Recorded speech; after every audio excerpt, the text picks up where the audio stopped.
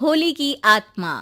बचपन से शहर में रहने वाला मनोज इस साल होली की छुट्टियों में अपने गांव दुर्गापुर वापस आता है, जहां उसे देख पूरा गांव खुशी से झूम उठता है।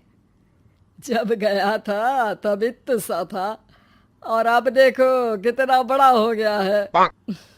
हाँ सरपंच जी, जब मैं गया था तब आप भी बहुत जवान थे और अब देखो कितने बूढ़े हो गए हैं आप। चलो चलो बढ़िया है। बच्चा घर वापस आ गया। इसी खुशी में आज रात पार्टी होगी।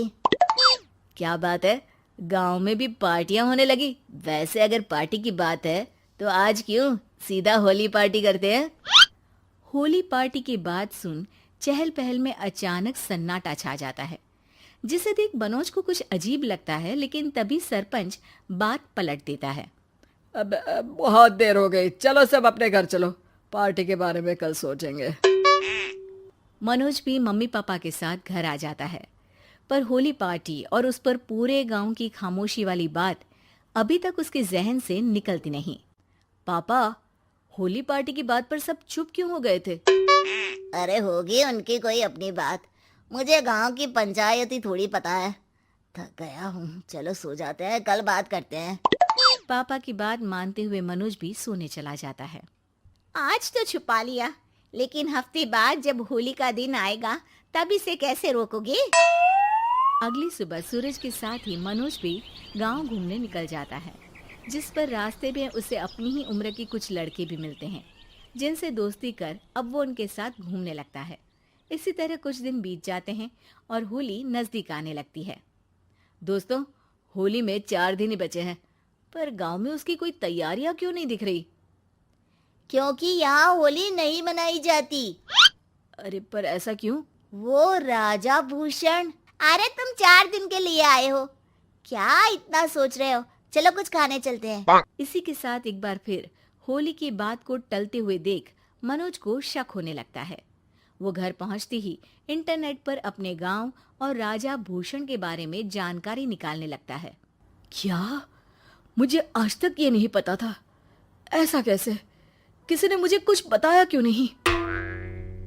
सारी जानकारी लेने के बाद मनोज गांव वालों या अपने मम्मी पापा से कुछ पूछे बिना खुद ही उसकी सच्चाई के बारे में छानबीन करने लगता है, जिसके चलते वो राजा भूषण की हवेली में पहुंचता है। वाह, क्या हवेली है यार। पर क्या यहाँ सच में कोई भूत है? हेलो भूत जी, कोई है क्या? हम इस साल गांव में होली सेलिब्रेट कर रहे हैं, क्या आप उस पर थोड़ा इंटरव्यू देंगे? मनोज के ऐसा बोलते ही गांव में तूफान उठ जाता है और हवेली में रखी सारी चीजें हिलने लगती है। एक अदृश्य शक्ति मनोज को धक्का देकर हवेली से बाहर निकाल दरवाजा बंद कर लेती है। ये सब देख मनोज हैरान रह जाता है। क्या अभी मुझे हवा ने धक्का देकर बाहर निकाल दिया? मेरे होते हुए इस गांव में कभी होली नहीं मन सकती, इसलिए दोबारा ऐसी कोशिश भी मत करना, अंजाम बुरा होगा। आवाज सुन मनोज हैरानी से इधर उधर देखने लगता है, पर उसे कोई दिखाई नहीं देता।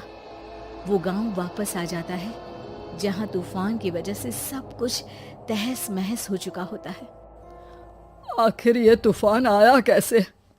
ना ऐसा कोई मौसम था और ना ही हमने होली का त्योहार मनाने की बात की थी। सरपंच की बात पर कोई रिएक्शन दिए बिना मनोज चुपचाप अपने घर चला जाता है। इस तरह देखते ही देखते होली का दिन भी आ जाता है और मनोज रंग लेकर गांव में निकल जाता है, लेकिन गांव पूरी तरह खाली होता है। अरे त्योहार का दिन है, धूमधाम की जगह मातम क्यों मनाया हुआ है? मनोज की आवाज सुन सब अपने घर की खिड़कियां खोल के घर के अंदर से ही उसे वापस जाने के लिए कहने लगते हैं, पर वो किसी की नहीं सुनता। तुझे पहले भी समझाया था, अगर होली खेलने की कोशिश भी की तो अच्छा नहीं होगा। अरे बात मान लो बेटा, तुम्हें सच नहीं पता। मुझे सब पता है। सालों पहले इस राजा ने एक अंधविश्वास फैलाया और आप लोग आज तक उसे मानते आ रहे हो। अरे बेटा, जब तुम पैदा भी नहीं हुए थे उससे भी बहुत पहले से इस गांव पर होली का श्राप है। अगर गांव में होली का त्योहार मनाया जाता है तो प्रलय आना पक्की बात होती है। राजा भूषण इस सब में नहीं मानते थे और त्योहार मनाने लगे, जिसके चलते होली वाले ही दिन पहले उनके बेटे की और फिर उनकी मृत्यु हो गई। तभी से गांव की रक्षा के लिए उनकी आत्मा उस हवेली में रह रही है। सबकी बातें सुन मनोज उलझन में पड़ जाता है। सोचना भी मत मनोज, अगर तुमने इस परंपरा को तोड़ने की कोशिश भी की तो उसका परिणाम इस गांव और गांव के लोगों के लिए अच्छा नहीं होगा। मुझे भी यकीन नहीं हो रहा कि आप लोग एक बेतुकी बात को मानकर सालों से रंगों के त्योहार को मातम की तरह मनाते आ रहे हो। मनोज किसी की कोई बात ना मानते हुए पूरे गांव में रंग बिखेर देता है, जिसके तुरंत बाद वहां तूफान के साथ बिजलियां गरजने लगती है। अचानक मौसम में ऐसा बदलाव देख जहां मनोज कंफ्यूजन में आ जाता है, वहीं गांव वाले डर से सहम जाते हैं।